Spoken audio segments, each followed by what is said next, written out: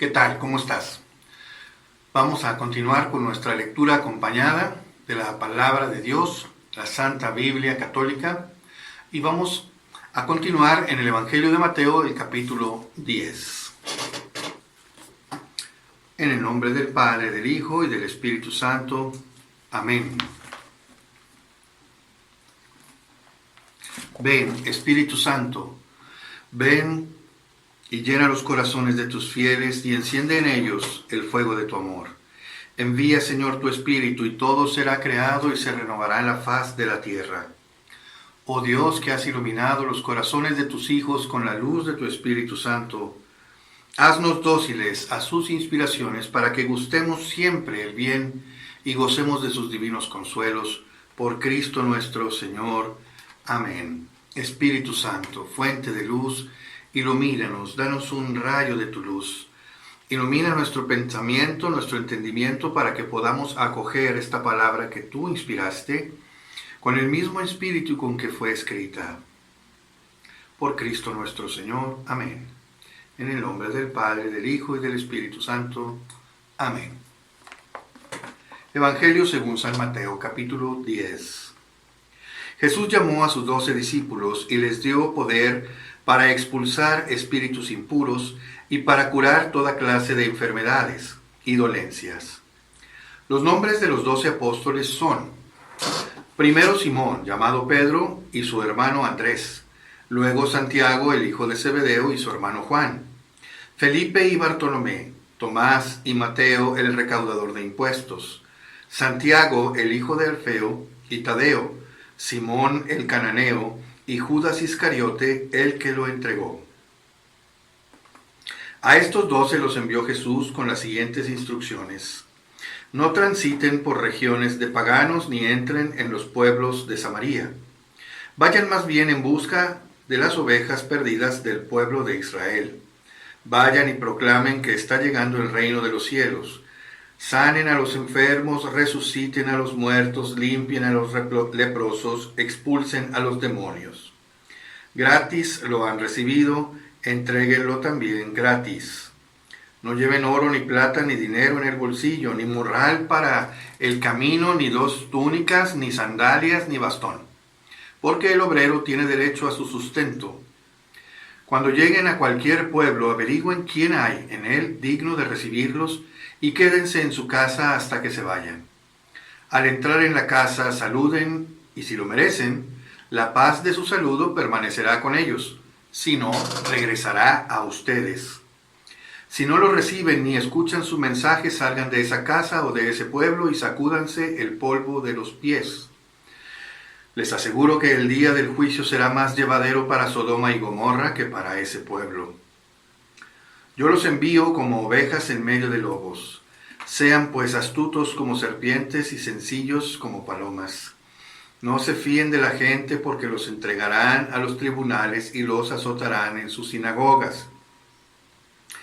Serán llevados por mi causa ante gobernadores y reyes, para que den testimonio ante ellos y ante los paganos. Cuando los entreguen, no se preocupen de cómo hablarán ni de qué dirán. Dios mismo les sugerirá en ese momento lo que tienen que decir. Pues no serán ustedes los que hablen, sino que el Espíritu del Padre hablará a través de ustedes. El hermano entregará al hermano a la muerte, y el padre al hijo. Se levantarán los hijos contra los padres y los matarán. Todos los odiarán por mi causa, pero el que persevere hasta el final, ese se salvará. Cuando los persigan en una ciudad, huyan a otra. Les aseguro que no conseguirán recorrer todas las ciudades de Israel antes de que venga el Hijo del Hombre. El discípulo no es más que su maestro, ni el siervo más que su señor. Basta con que el discípulo sea como su maestro y el siervo como su señor. Si al dueño de casa lo llamaron Belcebú, ¿cuánto más a los de su familia? Así pues, no les tengan miedo, porque no hay nada oculto que no vaya a manifestarse, nada secreto que no vaya a saberse. Lo que yo les digo en la oscuridad, díganlo a plena luz. Lo que escuchen al oído, proclámenlo desde las azoteas. No tengan miedo a los que matan el cuerpo, pero no pueden quitar la vida. Teman más bien al que puede destruir al hombre entero en el fuego que no se apaga. No se vende en un par de pájaros por muy poco dinero, y sin embargo, ni uno de ellos cae en tierra sin que lo permita el Padre. En cuanto a ustedes, hasta los cabellos de su cabeza están contados. No teman, pues ustedes valen más que todos los pájaros. Si alguno está de mi parte ante los hombres, también yo estaré de su parte en presencia de mi Padre que está en los cielos. Pero a quien me niegue ante los hombres, yo también lo negaré en presencia de mi Padre que está en los cielos. No piensen que he venido a traer paz a la tierra. No he venido a traer paz, sino discordia. Porque he venido a separar al hijo de su padre, a la hija de su madre, a la nuera de su suegra. Los enemigos de cada uno serán los de su casa.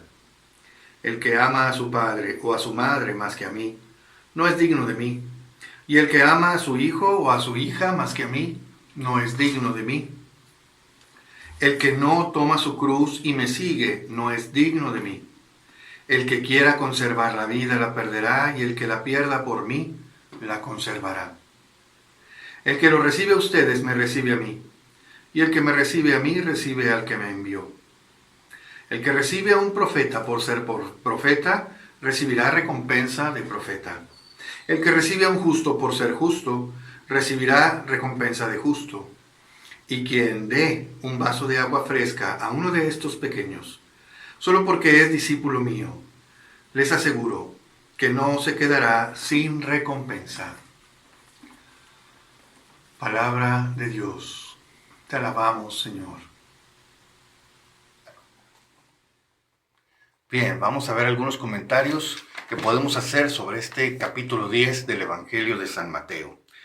Como vemos, comenzamos aquí con el discurso o la enseñanza de Jesús a sus discípulos sobre la misión. Y comienza diciendo que Jesús llamó a sus 12 discípulos y les dio poder para expulsar espíritus impuros y para curar toda clase de enfermedades y dolencias. La primera y principal misión que Jesús da a su iglesia es la salvación, es la sanidad, es la salud, tanto espiritual como corporal. Lo mismo que hacía Jesús al principio de su misión, en la que iba llevando el mensaje de la paz, el mensaje de la reconciliación, el mensaje del perdón, cuando él decía, yo no vine a llamar a los sanos, sino a los enfermos. Son los enfermos los que necesitan el médico. Y aquí vemos que él manda a sus discípulos como médicos, pero no solamente del cuerpo, sino también de las almas. Y les da poder para expulsar demonios y para sanar toda dolencia. Y nos dice aquí algo muy interesante. Dice, los nombres de los 12 apóstoles son, primero Simón, llamado Pedro, y su hermano Andrés. Luego Santiago, el hijo de Zebedeo, y su hermano Juan. Felipe y Bartolomé, Tomás y Mateo, el recaudador de impuestos. Santiago, el hijo de Alfeo y Tadeo. Simón el cananeo y Judas Iscariote, el que lo entregó. Bueno, aquí llama la atención que pone como primero, Mateo pone como primero a Pedro, siendo que sabemos que prácticamente este orden en que fueron mencionados no necesariamente es el orden en que fueron reclutados por Jesús. Pero aquí Mateo nos está diciendo que Pedro tiene un lugar de primacía. Es el primero, dice, el primero de todos, dice, el primero Simón, llamado Pedro. Sabemos que Pedro no fue el primer discípulo al que llamó Jesús. Nos van a decir los otros evangelios, nos van a atestiguar que fueron más bien Juan y Andrés los primeros que encontraron a Jesús después de que Juan el Bautista lo señaló, ¿verdad? A la ribera del río Jordán, cuando recién lo bautizó. Y dijo, he aquí el Cordero de Dios que quita el pecado del mundo. Entonces fue más bien Andrés el que llevó a Pedro ante Jesús. Y bueno, aquí está diciendo que, Mateo está diciendo que Pedro tiene un primer lugar. Y bueno, ciertamente la iglesia siempre ha atestiguado que en el deseo de Jesús estaba precisamente el establecer una comunidad. Pero en esta comunidad, que será su iglesia, que significa, esto es lo que significa el término iglesia, eclesia, que es una comunidad de creyentes, de convocados, de llamados. Y bueno, Pedro ciertamente fue uno de los primeros llamados, pero no el primero. Fue más bien Cristo el que después, en el rol, digamos, en el encargo que le hizo y que está consignado en el Evangelio según San Mateo, en el capítulo 21, pues vemos cómo Jesús le está diciendo a Pedro: apacienta mis corderos, encárgate del rebaño. Y de hecho también tenemos otros testimonios, como en Lucas 22:31, donde Jesús le dice a Pedro: mira, Pedro, Satanás ha pedido permiso de zarandearlos, como se zarandea el trigo, ¿verdad? Y bueno, yo he rogado por ti, le dice Jesús, pero yo he rogado por ti para que tu fe no desfallezca. Y tú, cuando vuelvas, confirma en la fe a tus hermanos. Es decir, a Pedro le está encargando este papel de ser, digamos, el responsable de todo el rebaño, ¿verdad? Una vez que Cristo, pues, resucite y ascienda a los cielos, y entonces, pues, la comunidad dejará de verlo, no sin antes haber atestiguado también su presencia resucitado, como nos lo dirá también o lo consignará el libro de los Hechos de los Apóstoles. Pues bien, aquí en este pequeño, digamos, enumeración que hace San Mateo de los 12 apóstoles, efectivamente está poniendo a Pedro como el primero. Las comunidades desde un principio sabían que Pedro tenía esta primacía dada por Jesús. Y luego, bueno, pues vemos también, dice: Jesús envió a los 12 con las siguientes instrucciones. No transiten por regiones de paganos ni entren en los pueblos de Samaria. Vayan más bien en busca de las ovejas perdidas del pueblo de Israel. Vayan y proclamen que está llegando el reino de los cielos. Sanen a los enfermos, resuciten a los muertos, limpien a los leprosos, expulsen a los demonios. Prácticamente lo que Jesús ha estado haciendo, Jesús lo encarga ahora a sus discípulos, pero les dice que vayan primero a las ovejas perdidas de la casa de Israel. Es decir, primero este primer, digamos, ensayo de la misión, de la evangelización, donde Jesús envía prácticamente solo a sus 12 apóstoles, no está enviando todavía al resto de la comunidad. Más adelante enviará, nos dice el Evangelio de San Lucas, que más adelante enviaría a otros más, 72, dice, ¿verdad? Y bueno, pues efectivamente es primero un ensayo donde Jesús les dice: primero que nada vayan a las ovejas perdidas de la casa de Israel. Sabemos que al final Jesús enviará a sus discípulos a todo el resto del mundo, a todas las naciones. Pero por lo pronto, en este primer ensayo, envía a sus discípulos solo a las ovejas perdidas de la casa de Israel. Ni siquiera está diciendo que entren en Samaria. Recordemos que los samaritanos y los galileos pues eran también israelitas, ¿no? Pero que se habían de alguna manera pues alejado, ¿verdad? de las tradiciones, de la ortodoxia, digamos, de la enseñanza original, pues al mezclarse con otros pueblos, con otras etnias. Y solamente los judíos habían quedado como una, digamos, una estirpe pura de hijos de Israel que no se habían mezclado con ningún otro pueblo. De los hijos de Israel, solamente la tribu de Judá, recordemos que los hijos de Israel eran 12 tribus, y solamente la tribu de Judá es la que se mantiene, digamos, pura. Y Jesús, de hecho, con el diálogo con la samaritana que nos relata el Evangelio de San Juan, veremos que Jesús le hace esta aclaración o esta afirmación a la samaritana, que la salvación vendría por los judíos. Es decir, Jesús viene de esta estirpe de David, de la tribu de Judá. Entonces, muy bien. Después de haberles dicho que se enfoquen solamente en las ovejas perdidas de la casa de Israel, ya que la primicia de los tiempos mesiánicos es la promesa para Israel, efectivamente. Pero les dice también, vayan en busca de las ovejas perdidas, sanen enfermos, resuciten leprosos, y algo aquí muy importante, gratis lo han recibido, entréguenlo también gratis. Y bueno, esto es una advertencia también que le servirá a la comunidad inicial para reconocer a los profetas verdaderos de los falsos profetas. El documento de la Didache, llamado Didache, la enseñanza de los apóstoles, un documento de principios de la era cristiana, ¿verdad? Que es contemporáneo, por supuesto, a la vida de los apóstoles. Este documento que fue encontrado en el siglo XIX, ciertamente, y por eso no está en la Sagrada Escritura, pero digamos que está demostrado por los expertos, ¿verdad?, en toda esta cuestión de la historicidad de los textos y demás, pues está demostrado que este es un texto del tiempo de los apóstoles, ¿verdad? Entonces, y es atribuido, por supuesto, a ellos, de manera que una de las cosas que menciona este documento es que la manera de reconocer a un verdadero profeta de un falso profeta, uno de los criterios es que el falso profeta te pide dinero y el verdadero profeta jamás te pedirá dinero para seguir con su enseñanza.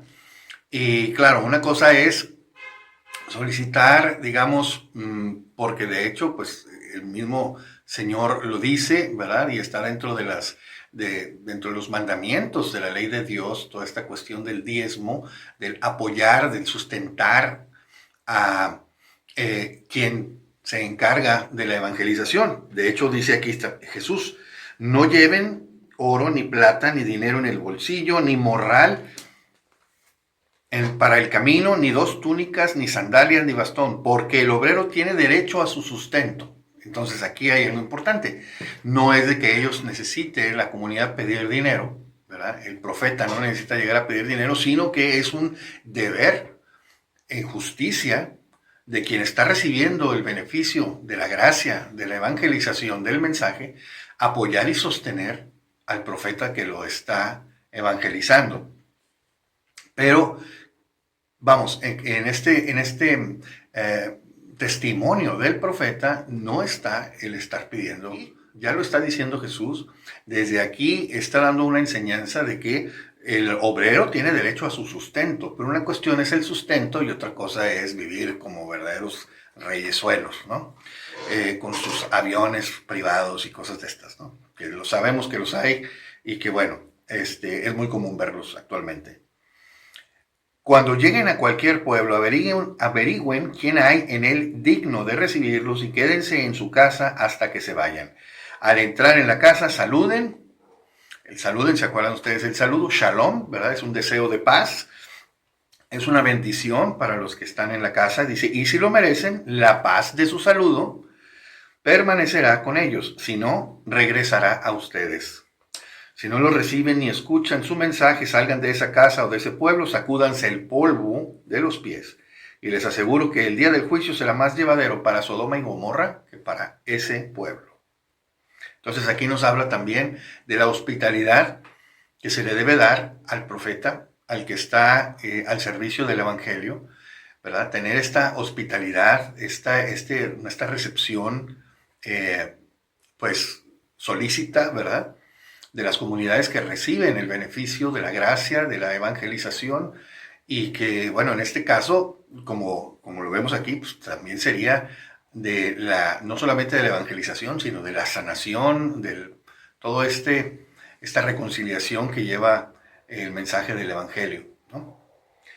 Y aquí vienen las advertencias también importantes que hay que reconocer también como parte de esta encargo de la evangelización, de este envío. Dice Jesús, yo los envío como ovejas en medio de lobos. Esta es una imagen fuertísima. ¿Cómo andan las ovejas en medio de lobos? De verdad, están en constante peligro, su vida peligra, su integridad peligra. Y bueno, dice, sean ustedes astutos como serpientes. astutos como serpientes. La serpiente nos recuerda a este personaje del Génesis, ¿verdad? Que está en el jardín del Edén y que va y engaña a nuestros primeros padres, empezando por Eva y después también Adán, que caen en esta desobediencia que, bueno, pues nos trae toda esta historia de salvación en la que estamos viviendo. La serpiente, que seamos astutos como serpientes, es decir, hay que conocer al enemigo, saber cómo piensa para estar, siempre llevarles un paso adelante, ¿verdad? Y no ser, digamos, ingenuos, de manera que peligre nuestra vida de manera innecesaria, ¿no? Y dice también, sean sencillos como palomas. Entonces, ¿cómo es la paloma? Pues la paloma es efectivamente discreta, no hace mucho ruido, ¿verdad? Y bien, es un animal relativamente noble, ¿no? Entonces aquí habla Jesús, bueno, hay que ser nobles, hay que ser sencillos, hay que ser amables, hay que ser atentos, pero también hay que estar, ahora sí que como dicen por ahí, ojo, avisor de los riesgos que en un momento dado estamos asumiendo como parte de este trabajo de la evangelización. Y todavía más, dice, no se fíen de la gente. Insiste en esta parte, ¿no? De estar siempre ojo avisor. No se fíen de la gente porque los entregarán a los tribunales y los azotarán en sus sinagogas. Serán llevados por mi causa ante gobernadores y reyes para que den testimonio ante ellos y ante los paganos. Desde un principio Jesús nos dice que el evangelio va a sufrir rechazo. Y todos aquellos agentes de evangelización que quieran compartir la fe, que quieran llevar el mensaje, de alguna u otra manera siempre van a recibir el rechazo. Y bueno, pues a eso el Señor nos está advirtiendo y como dicen, sobre aviso no hay engaño. Entonces, bueno, es parte de la evangelización. El rechazo, la persecución, inclusive los maltratos, porque dice, los azotarán en sus sinagogas, para que den testimonio ante ellos y ante los paganos. También los paganos van a recibir el testimonio de los apóstoles. En este primer envío, en este primer ensayo, Jesús los envía solamente a los judíos, solamente a las ovejas perdidas de la casa de Israel, pero después él sabe que el testimonio llegará también a ojos y oídos de los paganos, ¿verdad? De los no judíos, de los no israelitas. Cuando los entreguen, no se preocupen de cómo hablarán ni de qué dirán. Dios mismo les sugerirá en ese momento lo que tienen que decir, pues no serán ustedes los que hablen, sino que el Espíritu del Padre hablará a través de ustedes. Esta promesa de Jesús es importantísima.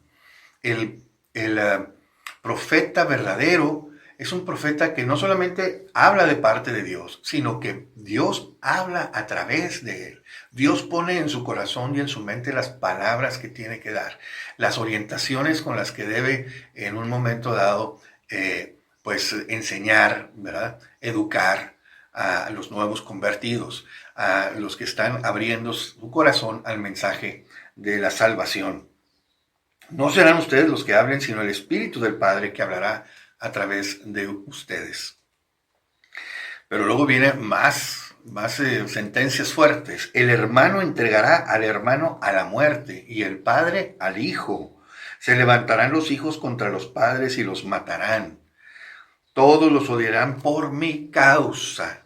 Es decir, dentro de este rechazo del mensaje del Evangelio habrá cosas extremas que dentro de una misma familia inclusive se llegará a dar muerte unos a otros por el rechazo airado, extremo del mensaje. A ese nivel de odio está llegando o estará llegando la manifestación violenta hacia los hijos de la luz. Cuando dice, todos los odiarán por mi causa, pero el que persevere hasta el final, ese se salvará. Esta promesa de Jesús de salvar a quien persevere, a quien, ahora sí como decimos coloquialmente, al que aguante vara ante todas estas situaciones adversas, estas pruebas, quien persevere, quien no se deje defraudar, ¿verdad? Por Cristo. Quien no se escandalice, dirá en otro pasaje, el que no se escandalice de mí, feliz el que no se escandalice de mí. Igual acá dice, pues dichosos los que hasta el final perseveren, porque esos se salvarán. Lo repetirá también en el capítulo 24 de este mismo evangelio, cuando hable precisamente de las persecuciones de los últimos días, de los últimos tiempos. Cuando los persigan en una ciudad, huyan a otra. Andar constantemente a salto de mata y sabiendo que se está arriesgando la vida es parte de la misión, es parte de que viene con la descripción del puesto, ¿no? Como quien dice. La descripción de puesto del evangelizador incluye persecuciones, incluye tener que huir, incluye tener que esconderse de vez en cuando, incluye enfrentar todo este rechazo, inclusive la violencia, por llevar el mensaje. Dice, les aseguro que no conseguirán recorrer todas las ciudades de Israel antes de que venga el Hijo del Hombre. Está diciendo que este trabajo de evangelización, pues prácticamente abarcará toda la historia humana a partir de estos tiempos mesiánicos inaugurados por Jesús, de este tiempo de inicio de la iglesia, hasta el fin de los tiempos, hasta el fin del mundo. Dice, antes de que venga el Hijo del Hombre, ¿verdad? Es decir, no alcanzará todavía a recorrerse todas las ciudades de Israel, es decir, pues todo el mundo prácticamente no alcanzará a recorrerse todo esto antes de que Cristo venga. Sin embargo, el mensaje sí, como dice el Salmo, tu mensaje resuena en toda la tierra. Es decir, el mensaje sí llegará, pero no necesariamente la presencia física de los evangelizadores. Esto, pues de alguna manera, a los cristianos del día de hoy no nos suena, digamos, complicado, ¿verdad? Porque sabemos que los medios de comunicación tienen este alcance, ¿verdad? Mucho más allá de lo que se pueda físicamente estar presente, ¿no? El discípulo no es más que su maestro. Este punto es bien importante. Jesús hace ver que por más que podamos nosotros sufrir un rechazo o la violencia o la persecución, en realidad nunca vamos a igualar todo lo que tuvo que soportar nuestro Señor Jesucristo. Dice, el siervo no es más que su Señor, pero sí basta con que el discípulo sea como su maestro y el siervo como su Señor. Es decir, nuestra imitación de Cristo, nuestro seguimiento de Cristo jamás va a superar, jamás vamos a poder decir, uy, sufrí yo más que Cristo, o ¿verdad? Me persiguen peor que a Él, etcétera. Jamás, jamás. Pero, como una gracia especial para algunos, ¿verdad? Se podría llegar a estar a ese nivel, porque el Señor, como una gracia especial, nos permita sufrir por Él y dar un testimonio tremendo como el que Él dio, ¿verdad? Sin embargo, jamás habremos nosotros de superar la salvación que Él nos trae con sus méritos, con los méritos de su pureza, de su perfección, de su santidad. Y es que la fuente de toda santidad y pureza, pues es Él. Entonces no se puede ser más limpio que la limpieza, ¿verdad? No se puede ser más santo que la fuente de la santidad. Y es así. Pero si el dueño de la casa, dice, si al dueño de la casa lo llamaron Belcebú, es decir, lo llamaron demonio, lo llamaron espíritu impuro, lo espíritu malvado, ¿cuánto más a los de su familia? Es decir, bueno, pues si a Jesús se le acusó de estar movido por los demonios o ser el jefe, ¿verdad? Expulsar a los demonios con el poder del demonio, pues a nosotros también se nos va a decir de todo, ¿no? No les tengan miedo, esto es lo más importante. Sabemos que el miedo es una de las maneras más fuertes que tienen los gobiernos, la gente de poder, ahora sí que, pues para manipular las cosas a las personas, a los pueblos, a través del miedo, a través del terror. Y Jesús dice, no les tengan miedo. Nosotros, como seres humanos, por miedo somos capaces de hacer muchas tonterías, muchas cosas insensatas, Pero Jesús dice, mantengan la calma, no tengan miedo. Porque no hay nada oculto que no vaya a manifestarse, nada secreto que no vaya a saberse. Entonces, aún si nos levantan falsos, si nos levantan calumnias, dice, ustedes no tengan miedo, porque todo se sabe, al final de cuentas, todo se va a saber. La verdad saldrá a relucir tarde o temprano. Y entonces, si somos verdaderamente, digamos, honestos, sinceros, en el seguimiento de Cristo, ¿verdad? La verdad se sabe. Igual si somos hipócritas en nuestra perseverancia o en nuestro mensaje de decir una cosa y hacer otra, todo eso se va a saber. Y esto, digamos, es un arma de doble filo, porque no podemos o no debemos, ¿verdad?, embarcarnos en este seguimiento de Cristo, como decimos por ahí coloquialmente, prendiéndole una veladora a Dios y otra al diablo. Porque ciertamente ese ser tibios, ese ser indecisos, el Señor al final nos rechazará. Dice, a los tibios los vomito de mi boca, ¿verdad?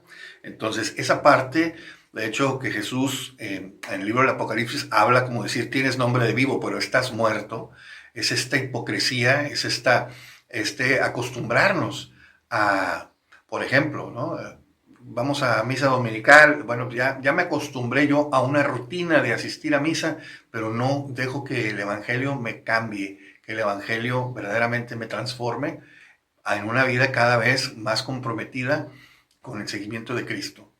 Esta advertencia es importante. Todo eso se va a saber al final. La autenticidad de nuestro cristianismo, de nuestro seguimiento de Cristo, quedará al descubierto al final del día. Lo que yo les digo en la oscuridad, díganlo ustedes a plena luz. Efectivamente, nuestro Señor iba preparando a sus discípulos, los iba preparando de una manera pues privada, ¿verdad? Como dicen por ahí, les hablaba en parábolas, pero a ellos les explicaba en privado las cosas para que lo entendieran mejor, que no quedaran tantas dudas.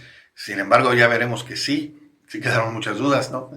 Tuvieron, como todos nosotros, después de haber recibido este encuentro con el Señor, pues nuestra conversión es una decisión y un compromiso de todos los días.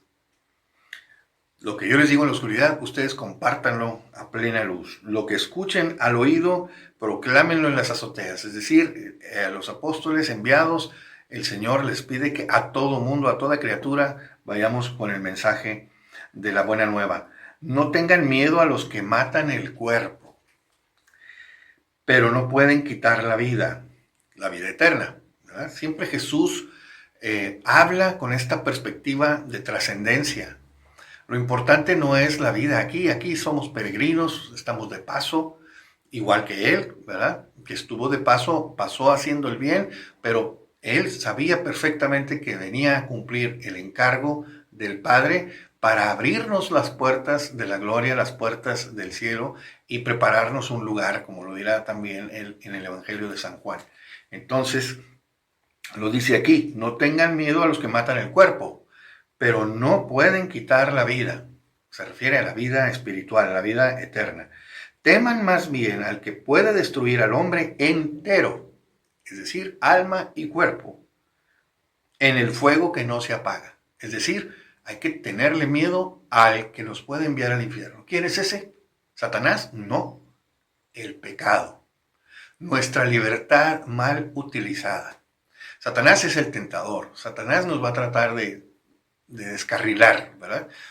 Pero somos finalmente nosotros, con nuestra libertad, los que decidimos si nos descarrilamos, si le hacemos caso, ¿verdad? Como lo hizo Eva y también Adán. Es decir, Adán no puede decir, no, pues pues yo comí lo que me dieron, yo ni sabía. No, sí sabías, porque de hecho el relato del Génesis menciona que a Eva, después de que es seducida por la serpiente y decide probar el fruto prohibido, dice que le dio a su marido que estaba al lado. Entonces, digo, definitivamente que Adán, que conocía la prohibición, bien podría haber dicho, ¿qué es esto? Esto no me lo puedo comer. Pues no, él comió porque le dieron, pero estuvo de acuerdo. Igual nosotros, aquí dice, el que nos puede enviar al hombre entero, ¿verdad? y enviar al fuego que no se apaga. Solamente el pecado elegido libremente por nosotros mata en nosotros la vida de la gracia, mata en nosotros esta presencia amorosa del Espíritu de Dios.